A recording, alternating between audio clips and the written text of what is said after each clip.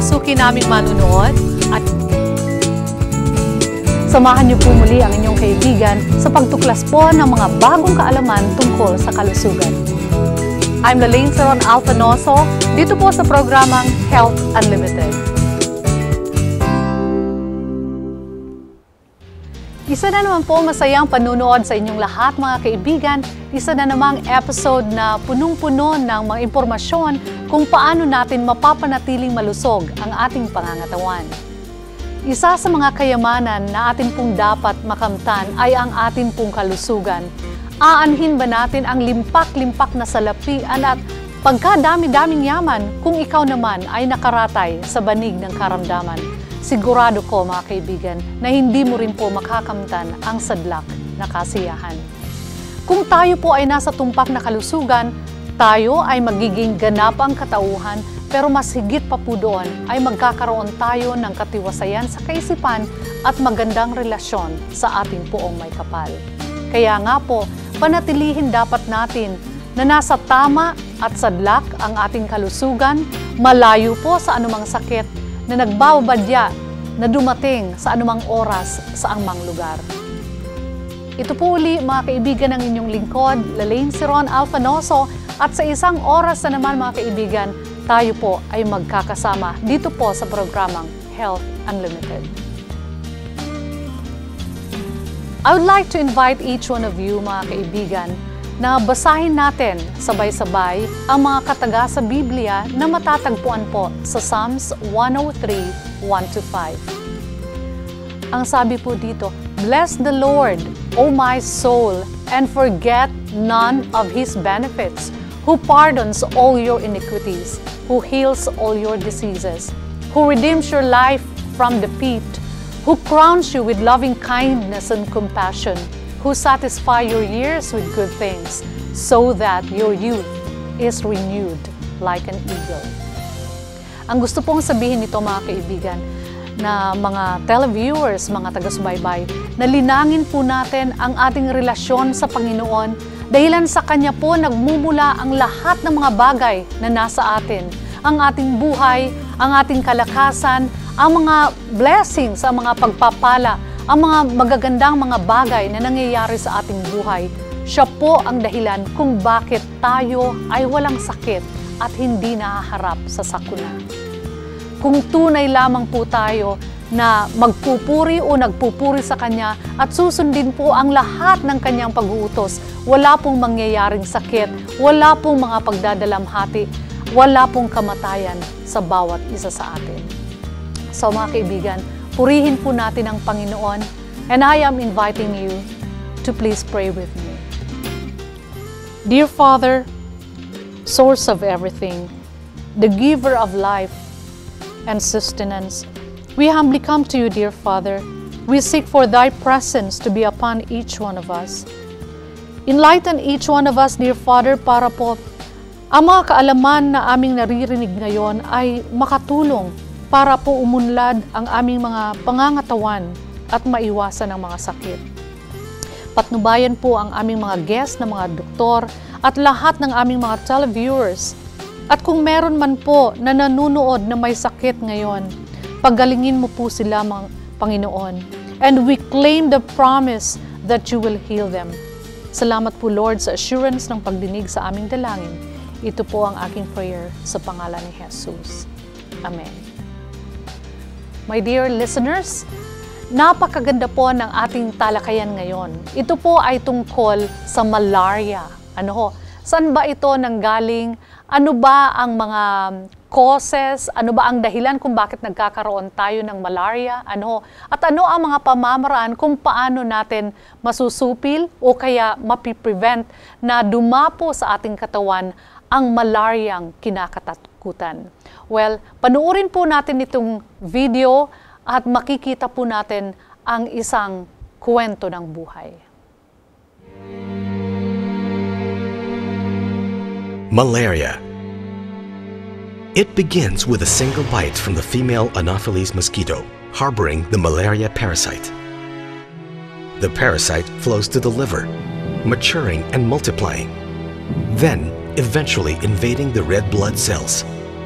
symptoms start to appear, beginning with nightly fever to uncontrollable shaking or convulsion, excessive sweating, abdominal pain, splitting headache, loss of appetite, muscle and joint pains, cough, nausea, slight jaundice, and diarrhea. While the recorded cases have seen a steady decline in industrialized countries, the World Health Organization reports that there are almost 300 million people worldwide still affected by the disease in African, Latin American, and Asian countries. Every year, 1 million people die from the disease. Children, pregnant women, travelers, refugees, indigenous groups, and migrant workers comprising 41% of the world's population are considered at risk. More than a health concern, malaria has the potential to jeopardize social and economic stability. In the Philippines, malaria is the 8th leading cause of morbidity. Certain areas in the country have already been declared malaria-free. However, malaria remains endemic in 65 of the country's 79 provinces. In the 1990s, scaled-up interventions have resulted to a 60% decrease in recorded cases of malaria. Proven strategies include early detection and use of insecticide-treated mosquito nets. However, managing the disease has proven to be difficult, especially in remote areas where access to basic healthcare services and facilities are limited. Prevention and cure is further hampered by widespread misconceptions about the disease, dwindling number of health service providers, and increasing resiliency to the treatment. In 1999, Pilipinas Shell Foundation Incorporated, in behalf of Shell Philippines Exploration BV and the Malampaya Joint Venture Partners, joined hands with the provincial government of Palawan to implement the Kilusan Ligtas Malaria Program, or KLM. KLM supports the Department of Health's campaign for a 2020 malaria-free Philippines. To speed up case detection and treatment, KLM established 344 barangay microscopy centers in 18 municipalities and in the city of Puerto Princesa. Technical working groups were set up in each village to implement their malaria control program. Special events were held to educate the people about the disease and advocate the use of mosquito nets. Within 5 years, the project produced radical improvements, dramatically reducing the incidence of malaria in Palawan by 64% and decreasing mortality rates by 56% since 2000. KLM demonstrates that public-private partnership is an effective strategy to curb malaria in the country. The gains of KLM has paved the way for Pilipinas Shell Foundation Incorporated to be selected as the primary recipient of the Round 5 Malaria Program of the Global Fund to Fight AIDS, Tuberculosis, and Malaria. The program seeks to bolster proven and innovative interventions through corporate and public participation. It aims to reduce malaria morbidity and mortality rates by at least 70% in the provinces of Palawan, Quirino, Apayao, Sulu, and Tawi-Tawi by 2010. The project is envisioned to reach as many as 2 million people belonging to vulnerable groups in all 5 target provinces. The project adopts 4 strategies: early detection and prompt treatment, use of available technologies designed to prevent the spread of the disease, strengthening local capability to implement community-based malaria control measures, and building a wide stakeholder network to help curb the disease. Utilizing the institutional structure of the Department of Health helps in the implementation of the project. The project also enjoins the local government units of the 5 target provinces to take on key roles in the consolidation and deployment of resources, while seeking technical support and expertise from the World Health Organization. At the core of these initiatives are community health workers, bringing the project to the remotest communities. This synergy of efforts is better captured as the movement against malaria. Malaria is transmitted by a bite, no more noticeable than a tiny prick. But it affects the well-being of communities. It can be prevented. Information and cure are available. It is unacceptable to continue allowing malaria to take the lives of Filipinos every day. A great deal has been done, yet a great deal remains to be undertaken. With a wider public and private participation, however, PSFI, Global Fund, Department of Health, and the local government units of Palawan, Sulu, Tawi-Tawi, Quirino, and Apayao are confident that we can realize a malaria-free Philippines. But we cannot do it alone. We need your support.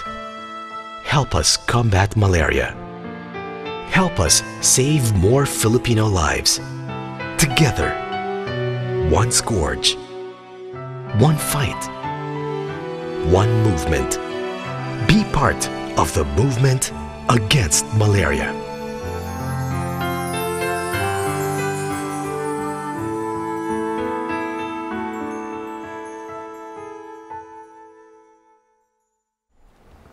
Welcome back to Health Unlimited. Mga kaibigan, nakita niyo po ba ang video? Medyo po nahintatakutan ang inyong lingkod nang makita ko na marami po pala sa mga tao na nasa bulubunduking lugar ang nakakaranas ng malaria. Ang katanungan ko ay, ito po ba na mga tao sa mga syudad ay nakakaranas din po ng malaria? Masasagot po yan ng ating invited guest. He is a medical doctor at siya po, mga kaibigan, ay taga Department of Health. He is working at the Department of Health. Siya po ay ang Provincial Health Team Leader of Palawan Center for Health Development Extension Office. Siya po ay may teritoryo. Ang coverage ng kanyang trabaho ay ang Mimaropa, ang Mindoro, Marinduque, Romblon at Palawan. At siya rin po, mga kaibigan, ay Provincial Malariologist at General Practitioner. Ladies and gentlemen, my dear televiewers, let's welcome in our show Dr. Peter Hugh Curameng. Welcome to our show, Doc. Kumusta po? Mabuti na. Dr. Peter Hugh is a good friend of mine. Nagkasama po kami sa Palawan. At alam mo, Doc, nung pumunta ako sa Palawan, nung unang salta natin sa Palawan, natakot ako. Dahilan sa baka nga magkaroon ako ng malaria.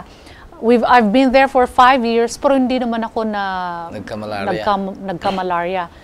Ano po ba ang dahilan noon at hindi lahat ng tao ay nagkaka-malaria? Alam mo, Lane, swerte mo kasi hindi ka nagka-malaria kasi di ba ang Palawan is noted for malaria, no? Pero ang kagandahan nun, yung Palawan kasi di ba sabi doon sa Puerto Princesa, within Puerto Princesa walang malaria. No? Oo, ganon. Doon sa ating teritoryo. Doon sa, siguro, doon sa tinatakbuhan mo, yung iniikot-ikutan mo, walang malaria doon. Pero pag lumayo-layo ka ng konti, sabi natin, mga 8 kilometers away from the city, meron ng transmission ng malaria. Okay, oo. No? I've been to far-flung barangays of Palawan also, but it's just good na, siguro, malakas ang immune system. Anyway, Doc, you're the provincial malariologist. In your, as a provincial malariologist, ilan po bang porsyento ng populasyon ng Palawan ang may malaria? Actually, dati, kung sasabihin natin mga nakaraang taon, malaki yung porsyento kasi depende yan sa sa yung annual parasite incidence. No, kung ang population ng Palawan is nasa 800,000 at ang barangays na endemic, o pag sinabi mong endemic kasi yung may kaso ng malaria, ay meron tayong 344 barangays. How many barangays in Palawan? Meron taying mga 400 plus na 440. Also 344 ay may malaria. Oo, 344. So meaning significant yung pagkakaroon ng malaria sa Kaya nga endemic. Right. Endemic ang malaria sa Palawan kasi almost all of the municipalities ay affected ng malaria. So kung bibilangin natin ay meron lang tayong 4 na munisipyo na walang malaria. Grabe, ano? So lahat meron 'yon. It is not rampant in the city, no, sa Puerto Princesa City, pero sa mga karating mga puok ay meron palang malaria. Kailangan nga na dapat na andun ka. Ano ho? Nakakatakot po bang magkaroon ng malaria? Actually, sa 17 years ko na doon, hindi pa ako nagka-malaria.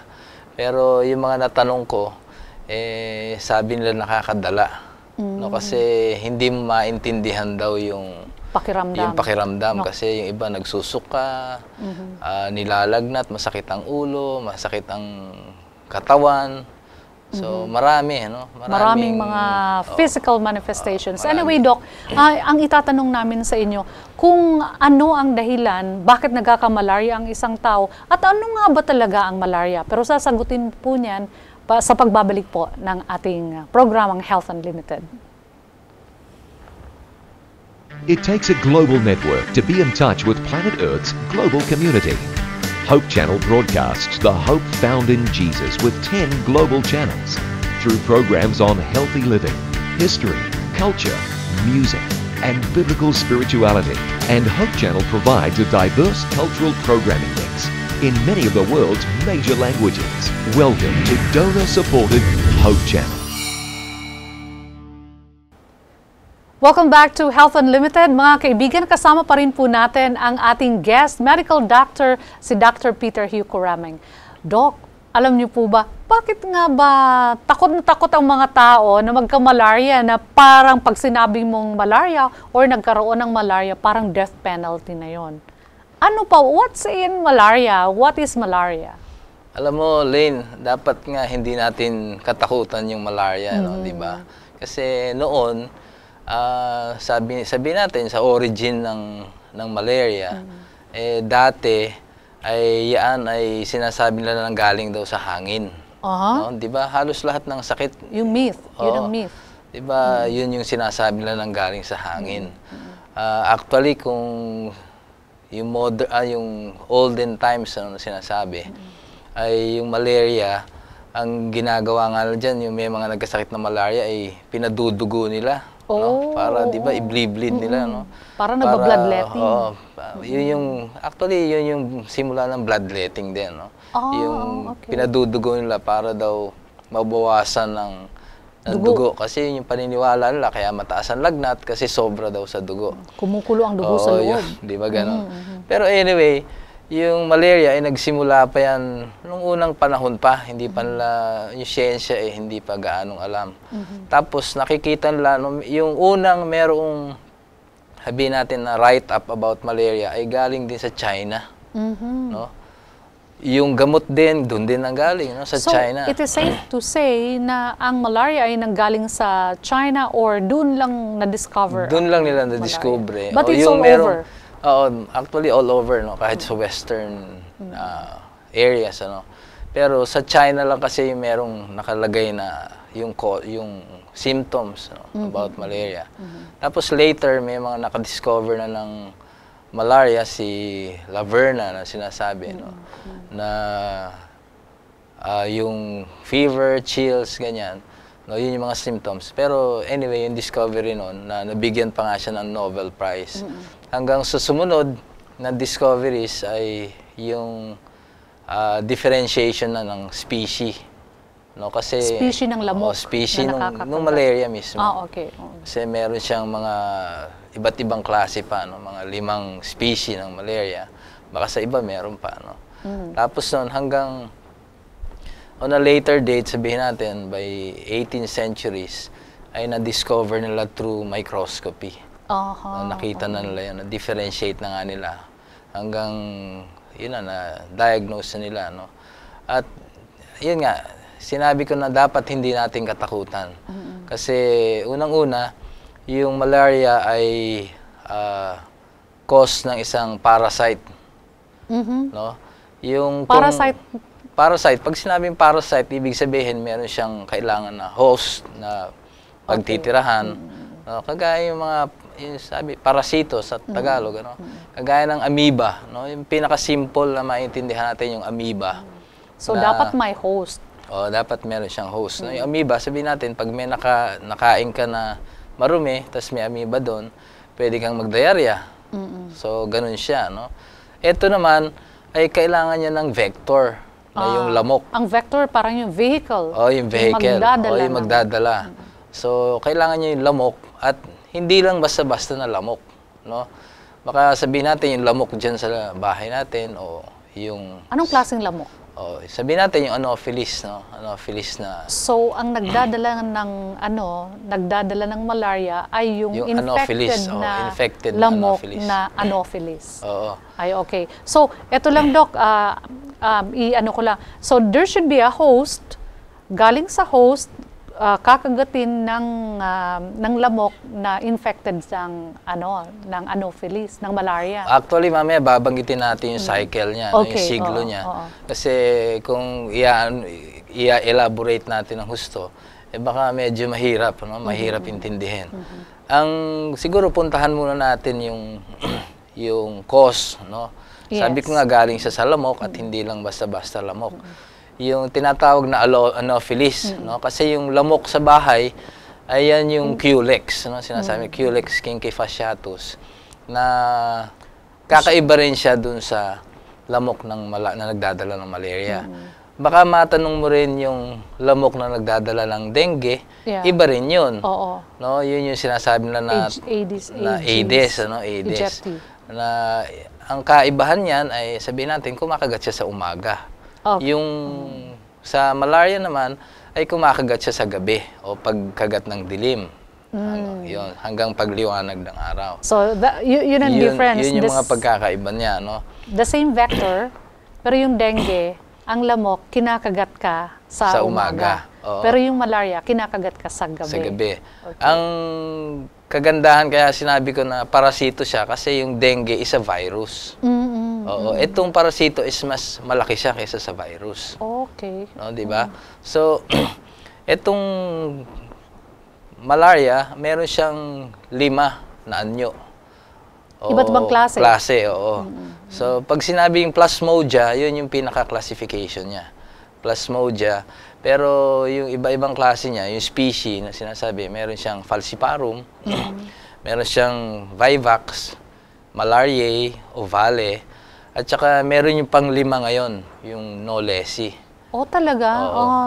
This is the first time to, dati ang nire-report sa Palawan, 3 lang. Pero lately, meron ng Ovale, tapos pang-5 yung Knowlesi. Actually, yung Knowlesi na-discover yan sa Malaysia. No, nakita nila sa Malaysia, maraming may malaria. Akala nila ay Falciparum, yung pala Knowlesi. Doon sa 5 na binanggit ko, ang pinakamalala doon yung Falciparum kasi yan yung nagkokos ng malignant malaria o ng cerebral malaria o sa utak. No? Pag sinabing cerebral, sa utak yun siya. Pag malignant kasi, ibig sabihin, pwede rin sa utak, pwedeng sa iba't ibang parte ng ating katawan, kagaya ng lungs, ng liver, ng kidneys. No? So, usually, pag apektado ka ng malaria at saka matagal na sa'yo yung malaria, naninilaw ka. Parang may jaundice. May jaundice. Parang yung may hepatitis. Ano? Kaya lang, ang kakaibahan lang nito, dun sa symptoms. No? So, yung symptoms na ito, yung fever, chills, at saka... Ito sa Falciparum ito? Hindi, lahat. Dun sa lahat. Sa lahat-lahat na. Fever, chills, at saka sweating. Nagkakaiba-iba lang yan dun sa paglabas ng lagnat. No? Kasi may sinasabi sila na tertian o after 3 days, lalagnatin ka, ganyan. Or daily, nilalagnat ka o araw-araw nilalagnat ka. Kasi, kaya ganun yung nangyayari, ay hindi sabay-sabay yung pag-mature ng parasites. No? So, yung iba, sinasabi nila, kinakaligkig ka, no? Yung chills, no? Yan yung sinabi na uncontrollable chills. Uncontrollable, no? Kasi unang-una, yung chills na yan ay yun yung pagputok ng mga red blood cells mo. Oh, okay. No, kasi ang apektado kasi sa malaria ay yung red blood cells. Doon sa dengue ay yung platelet, di ba? Platelets Yung naman. platelet Oo, ng oo. sinasabi niya. Pero sa malaria kasi yung red blood cells. So, ang nangyayari, pag nag-chills ka, actually una yung chills eh. No? Ang napapansin lang kasi nila may fever, no? Pero unang nangyayari Yung chill ay yung muna. chills. Even without the fever pa. Oo. Una talaga yung chills. Kaya lang nag-iiba kasi siyempre depende sa tolerance ng tao, no? Kagaya sabi mo, yung baka yung mga nitibo lang ang nagkakaroon, Oo no? nga. Actually hindi, no? Sino? Sino ang pwedeng magkaroon ng malaria? Yung maling konsepto ng mga tao, yun lang mga tao na nasa mga bulubunduking lugar, Oo. nasa forest ang nagkakaroon ng malaria. Actually, sabi nga natin, no, kung saan yung concept kasi, marami kasing konsepto dati, no? Yung sabi kasi ang malaria galing daw sa pag-inom ng sabaw ng buko, pagkain ng pag gutom ka, inom ka sabaw ng buko, yun yung mga dahilan o nakainom ka ng tubig na may naitlogan ng malaria. Actually, hindi yun. It's just a myth. Oo, it's a myth, no? Talagang galing siya sa kagat ng lamok, no, na mayroong malaria. So, kung ating titingnan, no, kung sino yung mga nagkakaroon ng malaria, hindi lang yun doon sa mga bulubundukin actually. Kung meron, sabi ko nga, kung endemic ang malaria doon sa area, kahit sino pwede magkaroon. Kahit bata, matanda, may ipin o wala, no? Talagang Sama yun, no? Oo. Kahit buntis, sabihin natin, no? Basta nandun ka sa area na pwede kang makagat ng lamok. Okay. Doc, sabi mo merong 5 klaseng malaria. You mentioned of falciparum na nakakaapekto ng utak.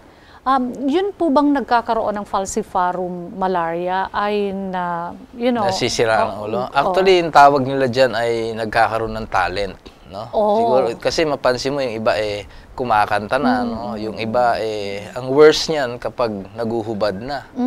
No? Diba? What Iba is na. the reason, Doc? Bakit ganun? Kasi unang-una affected niya yung brain, no? So kapag nandun na siya sa brain, no, lalo na nandun siya sa red blood cells, pag pumutok 'yon, pag nag-rupture 'yon, so imagine, no, pwede siya mag-seizure. Oh, okay. Oo. Kaya yung iba, pag nagka-talent na, ibig sabihin affected na yung brain, no? O meron siyang behavioral changes na sinasabi. Yung iba kumakanta, yung iba nagsisisigaw kasi masakit sa ulo Doon sa mga na-interview namin, masakit siya sa ulo. Hindi nila alam kung anong gagawin nila. Para daw may brain cancer na gusto mong parang ipukpok ganun, ng ulo mo. So, yung iba, pag hindi na nila nakayanan, matagal na yung malaria sa kanila, nawawala na sila ng malay. Tapos ikinamamatay na nila yon. Talaga? It will cause, it will go to death pala. Kaya Result to yun death. yung sa falciparum, ha? Oo. Teka, Doc, yun bang merong falciparum na nagkaroon na ng talent at nagkaroon na, kumanta na at naghubad na, pwede po bang maibalik siya sa katinuan? Pwede kung madala siya kaagad sa ospital at magamot kaagad. No, pero yung iba kasi, hindi na nadadala.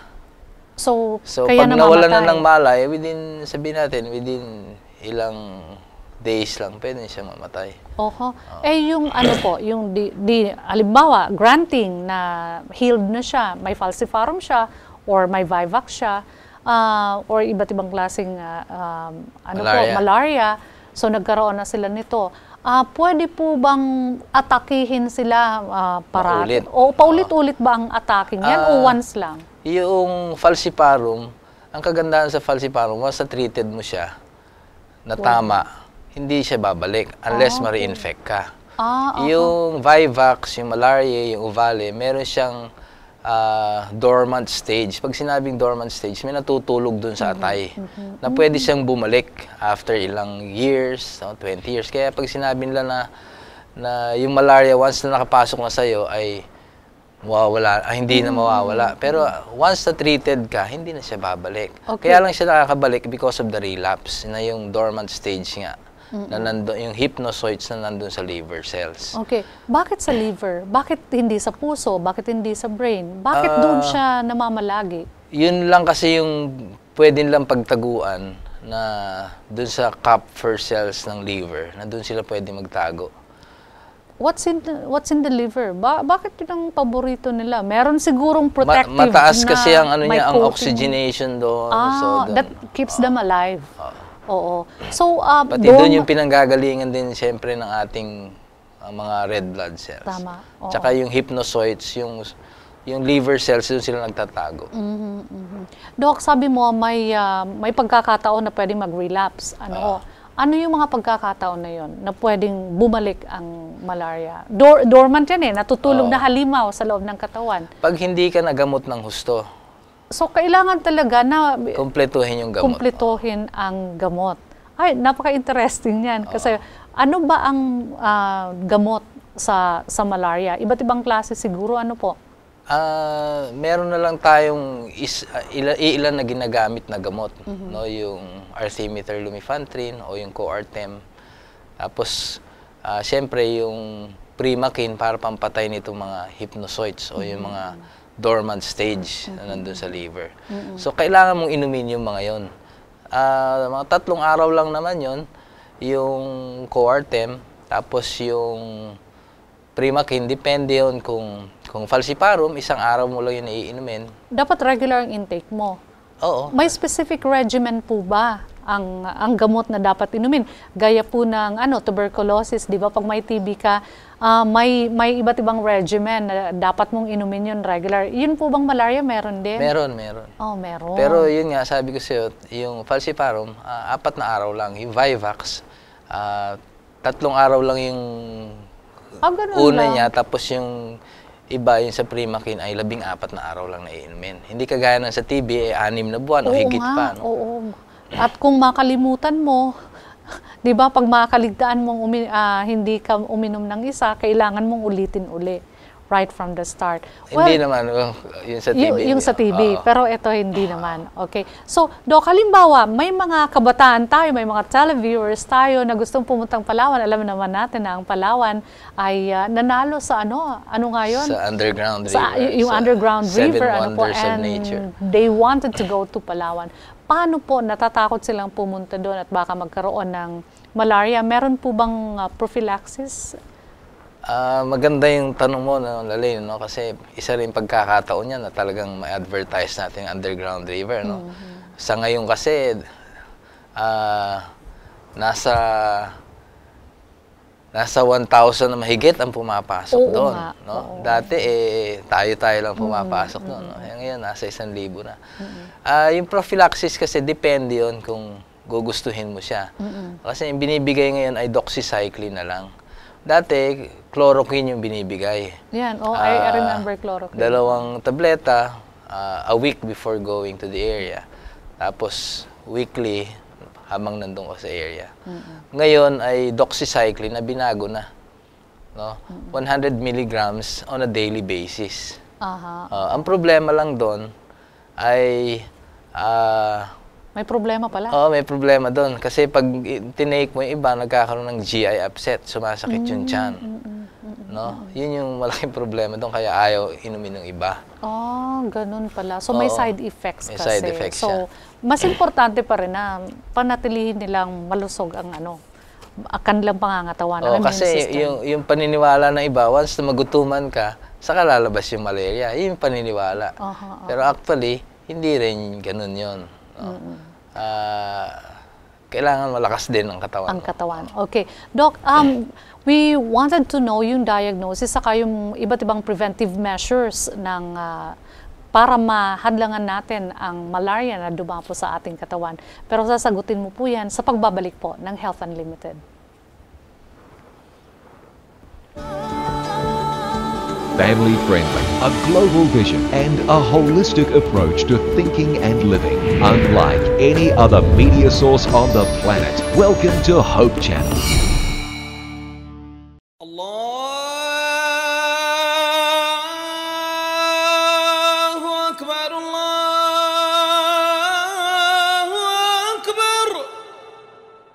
Allah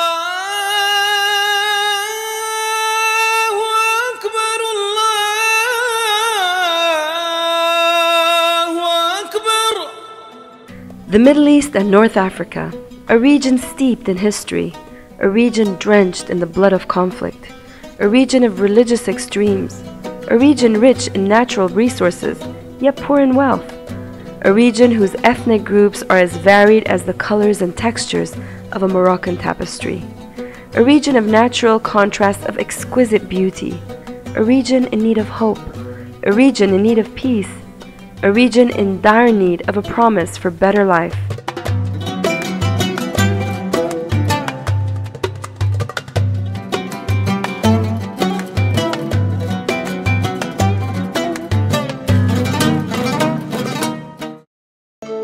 Al-Wa'd, the Promise Channel, has a part to play in showing the way to the life-giving water. In this spring, people will find refreshment. They will be able to quench their thirst and will rejoice in a new life now and in the promise of a better life to come. Al-Wa'd will broadcast the message of hope for those who are tired of merely existing but who want to embrace life and to live it to the full.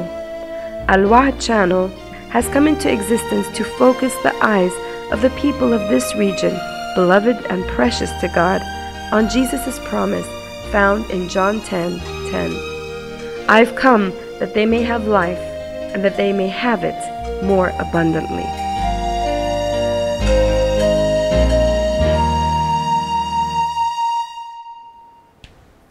Welcome back to Health Unlimited. Mga kaibigan, interesting po ang topic natin ngayon tungkol sa malaria. At babalikan natin si Dr. Corameng, Dr. Peter Hugh Corameng.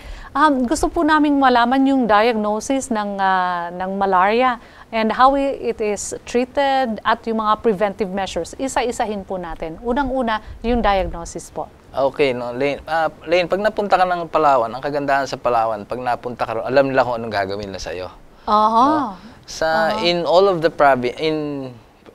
Palawan province, sabihin natin, doon sa ilang, sabi ko nga, 344 endemic barangays, sa bawat barangay, may nakalagay na barangay microscopist. Oh, yun yung kagandahan. Oo. Pero ngayon, ang functioning na lang is 280. Which is good pa rin, no? Kasi 280. How about the rest? Meron pa rin kayo kasi yung 280 yan, nakascatter na sila, pwede lang i-cater ang dalawang barangays they can or 3 hop barangays. from one barangay to another. Kasi ang kagandahan ngayon, kung dati napakataas ng malaria sa Palawan, ngayon mababa na. Dati umaabot kasi ng ilang libo, no? Mga 30,000, 27,000. Ngayon, last year is 1,000 yung naka-record. No? 1,000 na lang. No? Because of the microscopies, so, yun kasi ang kuwan ng Department of Health, yung gusto niya is early diagnosis and treatment. No? Anong ginagawa ng microscopist? So, kaya sabi nga doon kasi ang kahirapan kasi ng tao yung pumunta sa rural health o sa municipal health office for check-up.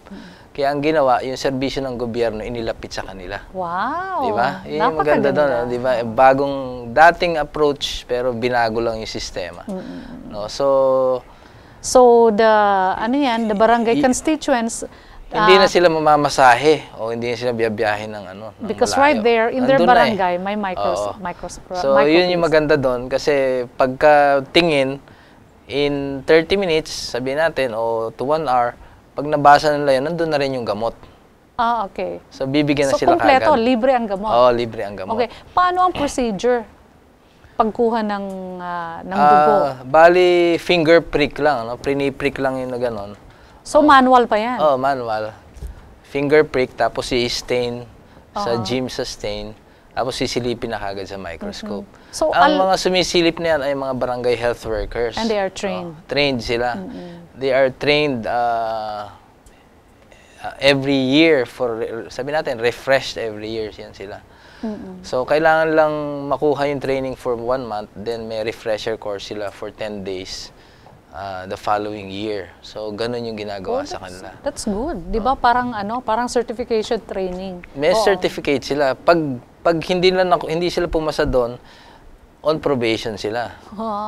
Yun ang They really have to study. And they really have to know their craft. So, ang dyan, meron tayong 12 na trainees, mga trainers, 12 na trainers dati. Pero ngayon, nabawasan na. Sabihin natin, so, pag may train, kumukuha pa tayo sa ibang areas, no, kagaya ng Baguio, kasi sa Zambales, yung mga ibang trainers na ganyan, no? Cagayan, no? Meron din kasi mga malaria dyan sa areas na yan, no?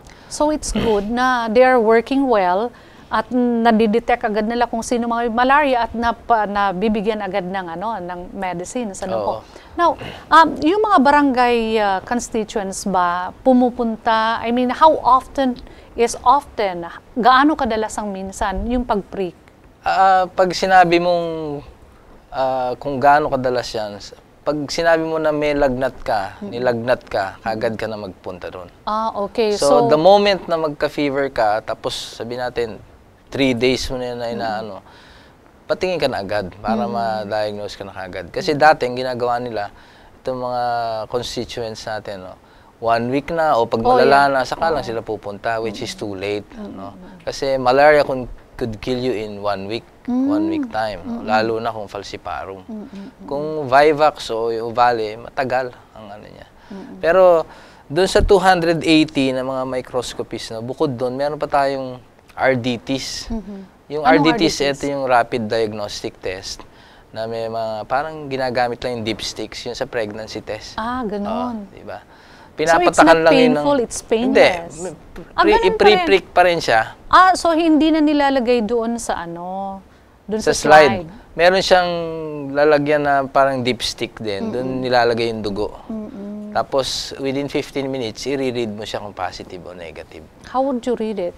Nag-change ang color? Hindi, may lines na nag-a-appear. So parang inaano mo? Hindi, kasi paglagay mo nung dugo dun sa may filter, tatakbo na yon. Parang nga yun sa pregnancy test. So, tatakbo na yun siya, tapos kung positive, may mag-a-appear na 2 lines. Matagal na yun actually. Hindi ko naabutan yun. Pero meron tayong mga 20 plus na RDT sites. Kasi meron yung areas na mahirap puntahan. So, nilagyan ng RDT sites. Tapos, yun yung pag-diagnose. Pero siyempre, yung pinaka-gold standard, yung microscopy pa rin. Kasi sa microscopy, nakikita mo kung anong species. Pero itong mga RDTs na to, pag nakunan ka ng dugo, tas RDT, may slide pa rin yun para for verification purposes. Okay. So, kung ako ay microscopist or RDTs, so nasilip ko, then sinasabi mo, binibigyan mo ng binibigyan ng gamot. Anong klaseng gamot? May iba't ibang klase bang gamot sa iba't ibang klaseng Dati meron tayong chloroquine at saka sulfadoxine na combination. Pero napansin namin medyo mahirap inumin yun kasi sa isang inuman, 7 yung iinumin mo na gamot. 4 na chloroquine, 3 sulfadoxine. Yung sulfadoxine malalaki. So medyo natatakot yung mga pasyente. Ngayon, yung Coartem, siya na lang yung first line drug na 4 na tableta na medyo maliliit lang din, maliit pa sa paracetamol, yun yung iinumin nila. Isang inuman sa yung sa umaga tapos sa gabi na yung kasunod. So that's all. 3 araw lang yun naman iinumin niya. Pero minsan, 'di ba, sa 3 araw parang naano ka na na uminom ng malalaki. Anyway, hindi, ang kagandahan ng gamot ngayon, hindi siya mapait. Kagaya noon mapait yung chloroquine. Tapos kapag talagang sensitive o with yung first dose, may pagbabago na kagad sa'yo. Good. Nawawala na kagad yung, in 30 minutes, may reaction na kagad na nawawala na, na-clear na kagad yung parasite. Okay. So, napakagandang pakinggan, and it's good to know na may mga, may mga medicines for that. Pero there are some na ayaw uminom ng mga gamot. Are there some other preventive measures para maiwasan May mga ginagawa sila, yung yung prophylaxis, yung sabi nga kanina, yung doxycycline ang binibigay. Pero yun nga ang problema, meron siyang side effects. Pero yung preventive aspects na sinasabi natin, pwedeng personal protective measures, yung magsusuot ng mahabang manggas, medyas, mahabang yung pantalon. Mosquito repellent. Yung mosquito repellent, pwede yun. Basta meron yung DEET na nakalagay. Also, not all mosquito repellent can prevent Oo, dapat meron yung bite. DEET na component so mga siya. kaibigan pakinggan nyo po, kailangan mosquito repellent na may DEET. Hindi ko lang maano yung exact na meaning ng DEET, pero mga diethyl something yan. I like what you said, yung sinasabi mong individual responsibility. Personal protective measures. Personal protective measures. So, aside po doon, yung wearing of long sleeves, then yung mosquito repellent, what else can one do para mapanatili niyang malusog ang pangangatawan niya, para kahit may kinagat siyang may kumagat sa kanyang mosquito ay parang baliwala lang. Yung iba kasi binabanggit nila na yung gin daw o yung gin, sabihin natin, pag uminom ka ng gin, hindi ka tatalaban ng malaria. Actually, hindi Is yun. that true? Hindi yun. Okay, Kung atin malaman, yung ating kasama na broadcaster, si Ray Langit, at saka yung kasama niyang tatlo na cameraman, ay ang hindi maganda sa kanila kasi natulog sila sa hammock, uminom ng gin. So hindi na nila naramdaman na pinagkakagat na sila ng lamok. No? Aside sa hindi nila naramdaman yung kagat ng lamot, I think mas bumaba yung resistensya nila. Yun pa. Sa katawan. Actually, may mga binabanggit na prutas na pwede siyang makalaban sa malaria, kagaya ng grapefruit, yung grapefruit, is it widely seen in... Hindi nga Okay, paano yun? Pero yung mga nitibo, alam din nila kung anong dapat nilang gawin, So, kailangan ba na maghanap pa ng mga specific na mga prutas para lang mahadlangan ng malaria? Or is it possible na kumain na lang ng maraming prutas at gulay para... Yun ang maganda kasi yun din ang nakakapataas ng immune system ng tao. Lalong-lalo na kung hindi tayo kumakain ng matamis. Ayun. Kasi yung matamis ay nakakapahina na siya ng ating immune system. Once na nag-take tayo ng matamis, in 30 minutes, bumabagal na yung ating immune system. Nako, yung mga chocolate lovers dyan, Yung mga chocolate lovers, pagkatapos pupunta kayong Palawan, nako, mag-ingat kayo mga kababayan at baka magka-malaria kayo. Di po ba, Doc? Oo. Ayun. Actually, yung chocolate, di ba? Oo. Meron siyang theobromine, sinasabi. Maraming, it could cause also a lot of, sabihin natin, mga ibang sakit pa. Pero kung titingnan natin, yung malaria talaga, maraming ginagawa ang DOH at saka siyempre ibang kaakibat natin sa Palawan, na kagaya ng Philippine Shell, ng Kilusang Ligtas Malaria. Siyempre yung Puerto Princesa City, malaking tulong yan kasi partnership na yung ginagawa, Siyempre sa mga munisipyo may mga support na rin yan, na may spraying operations, indoor residual spraying, mosquito net, pagbibigay ng mosquito nets. Actually, mosquito nets natin ay long-lasting treated insecticide nets na yun. Talaga? Tumatagal na siya ng 5 years. Wow. Kaya yun ang kagandahan ngayon kasi hindi na tinutubog. Dati, tinutubog. Oo nga. Tinatamad na magpatubog kasi pag nakita nila maitim na yung tubig, ayaw na nila magpatubog. So ngayon, long-lasting na yung ginagamit. Which has improved a lot yung pagbaba ng malaria. Kaya nga sabi ko kanina, mga 1,000 cases na lang. Confirmed yun lahat. Kaya maganda yung epekto na nandun yung microscopist. Wow, I salute you, Doc. Kasi, di ba ikaw ang provincial malariologist? Actually, yung provincial malariologist, yun na lang yung title. Pero ang tumatrabaho na lahat sa baba na. Yun ang kaganda. Pero under your wings pa rin yun. Sa akin pa ba yun? Hindi na siguro. So Doc, kukunti na sa Palawan ang may malaria, and we hope na masupil natin lahat. Now, aside sa Palawan, meron pa bang ibang lugar dito sa Pilipinas ang merong malaria? Meron, kagaya ng Cagayan, Cagayan, meron silang konti. Cagayan Region de Oro, Cagayan Province? Cagayan Province. Okay, meron din. Pero ilan-ilang areas na lang dyan. Dati meron pa sa Quirino, Sulu and Tawi-Tawi meron din, sa mga areas na yan. Actually, nakakalat siya sa Pilipinas din, ano. Kung sabi nga doon, where the road ends, malaria begins, no. Kaya sana maalis natin 'tong mga to. Yes. Actually, Palawan is the highest in giving percentage of malaria patients o cases, sabihin natin. So, But you are doing much. That's why mas lesser na yung ano. konti na nga mas yung konti tinatrabaho ko, sila na lahat gumagawa kasi alam na nila kung paano gawin. Yan ang ano. That's a good leader. Sign of good leadership. Let your Actually, yung kagandahan nun, yung partnership, di ba? yan. That's good. That's good. Yun That's a yung good andon. term, partnership. So, because of that partnership, nasusupil ang malaria sa Palawan. Another good question, Doc, yung pregnant women, kung meron siyang malaria, ano po ba ang mangyayari sa kanya? Is it very dangerous sa health niya, sa baby niya? Yung malaria itself could cause abortion. No? Kaya, talaga? kaya it's really high risk, no? Kung pregnant ka, tapos magka-malaria ka.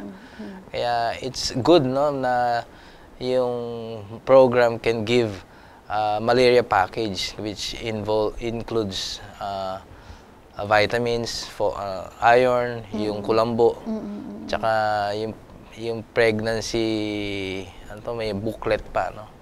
Kaya talagang inaalagaan, nakatutok talaga yung malaria program sa mga buntis. So, meaning, yung gamot na iniinom ng pregnant women, hindi Safe siya, safe siya. Sa baby. Pag buntis, binibigyan namin ng chloroquine and quinine, no? Could either be chloroquine or quinine. And it's safe for the baby. Safe kasi siya. Yung Coartem, binibigyan na lang namin yan on the second trimester. Kasi wala pang studies na safe siya sa first trimester.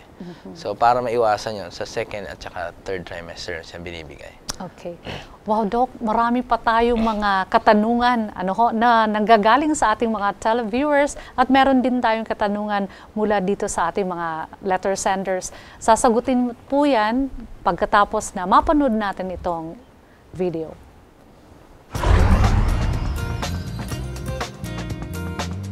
Ako po si Martin, taga Pasay. Doc, ang lamok po ba ng malaria ay pwede rin po bang magdala ng sakit na dengue? Well, Doc, narinig niyo naman po siguro ang katanungan ng ating televiewer. I will read it again to you. Ang lamok ba ng malaria ay pwede daw bang magdala ng dengue or vice versa? Actually, Lane, nabanggit ko na kanina, no? Hindi siya pwede magdala kasi yung sa malaria lang siya. Actually, yung sa malaria, meron lang 5 species sa Pilipinas na nagdadala ng malaria, no? So, sa ibang bansa, meron din silang Anopheles na nagdadala, ibang species rin ng Anopheles na nagdadala ng malaria. Yung dengue, sabi ko nga kasi, yung dengue is sa umaga lang siya kumakagat, di ba? Yung Aedes aegypti at saka albopictus, no? Sa umaga lang sila kumakagat. Tsaka mas maliliit sila kaysa dun sa lamok na Anopheles, no? Yung sa malaria, sa gabi sila pagkagat ng dilim o kapag pumunta ka dun sa kagubatan, nandun sila, na-disturbo mo sila, pwede silang kumagat. O yun, no? So hindi siya pwedeng ma-interchange, no? Vice versa, yung lamok din ng malaria, hindi rin siya pwedeng magdala ng dengue. Okay. Thank you very much, Doc. We have another question from a letter sender. Ang pangalan niya po ay Judith. Sa mga bata po ba na naapektuhan ng falciparum, will it affect his brain development or yung function ng brain? So, yung brain development kasi, di ba, kung malalaman natin yan, doon pa yan sa pagkabuntis, di ba? Doon pa yan nadidevelop. So, kagaya nga nung yung malaria kasi pwede siyang, habang nagbubuntis ka, pwede siyang maisali na doon sa baby. No, may mga cases niya pero bibihira. Actually, wala. Hindi niya pwedeng masira. Pero once na yung bata nagkaroon ng cerebral malaria, pwede magkaroon ng residuals, no? Yung residuals, sabihin natin, kagaya yung mga nai-stroke, tapos, di ba, yung kalahating katawan lang napaparalyze.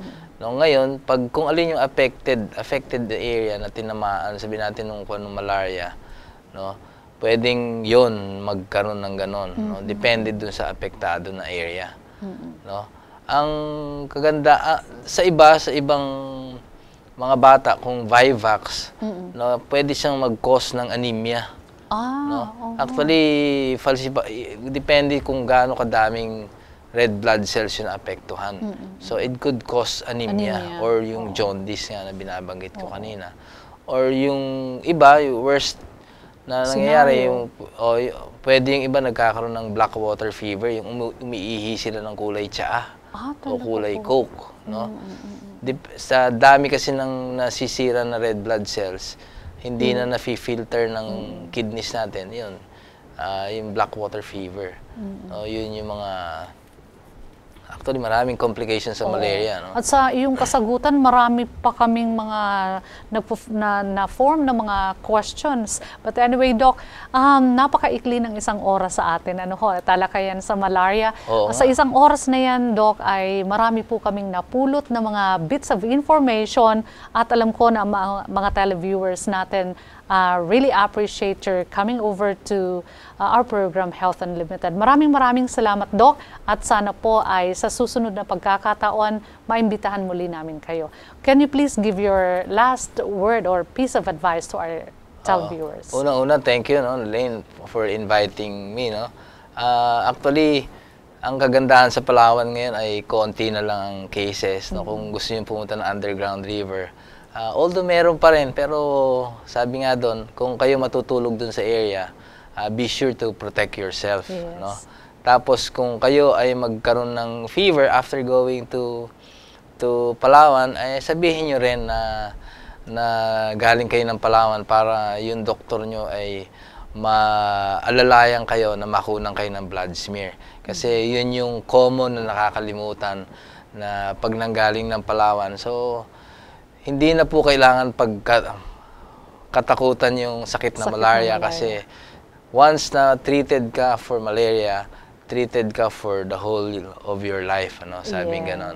At hindi kagaya noon na mahirap siyang gamutin. No? Ngayon, pag mapunta ka ng Palawan, punta ka lang sa barangay microscopist, at madadiagnose ka na doon at magagamot ka na agad doon. Wow! Thank you so much, Doc. At kung pupunta po kami sa Palawan, hahanapin ka po namin. Mga kaibigan, mga televiewers, hanapin niyo po Dr. Peter Hugh Corameng. Okay? Thank you so much, Doc. Maraming salamat po. Mga kaibigan, ang sabi po ni Doc Corameng ay hindi na po nakakatakot ang malaria. Pero hindi po natin may iwasan na ang malaria sadyang nakakatakot. Pakinig pa lang, nanginginig na ang mga tao. Ano pa kaya kung magkaroon tayo ng malaria, makaranas tayo na magkaroon ng malaria? Pero salamat naman po at natutunan natin kung paano natin maiiwasan ang pagkakaroon ng malaria. Isang kagat ng lamok na infected, sanhi ng karamdaman o pwedeng maging kamatayan. Ganun din po sa buhay ng mga tao, mga kaibigan. Isang kagat lang ng kamunduhan, isang kagat lang ng mga bisyo, gaya ng alak, droga, sigarilyo, babae, sugal, isang kagat lang ng kalayawan sa katawan ay maghahatid sa atin sa kamunduhan, sa sadlak, sa kasalanan. Kung paano tayo dapat mag-ingat sa kagat ng lamok na may malaria, ganun din po ang pag-iingat natin sa kagat ng kasalanan. At maiiwasan natin ito kung tayo po ay punong-puno ng pagpupuri sa Kanya at matatag ang relasyon sa ating Panginoon. Maraming salamat po mga kaibigan sa pakikisama sa amin sa isa na namang episode ng programang Health Unlimited. Ito po ang inyong kaibigan, Lalaine Saron Alfanoso, hanggang sa muli. Maraming salamat po.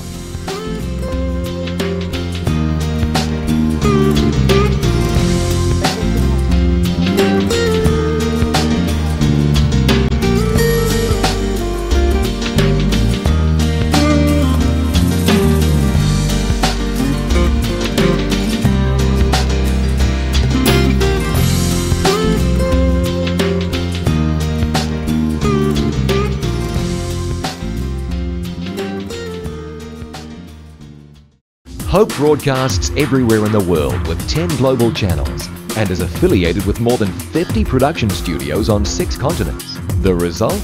Hope Channel provides a diverse programming mix in many of the world's major languages. Hope is more than great television. It's a donor-supported ministry that's part of an international family of educational institutions, churches, retail outlets and hospitals. Welcome to Hope Channel. Bringing hope the world over.